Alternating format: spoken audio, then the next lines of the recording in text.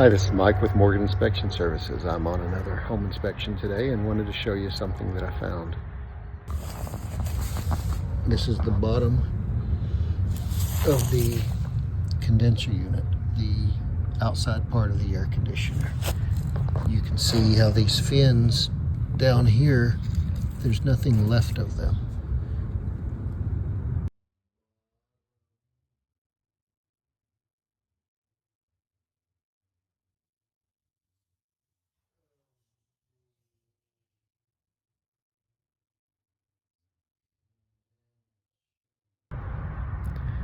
What normally causes that is dogs urinating on the condenser unit.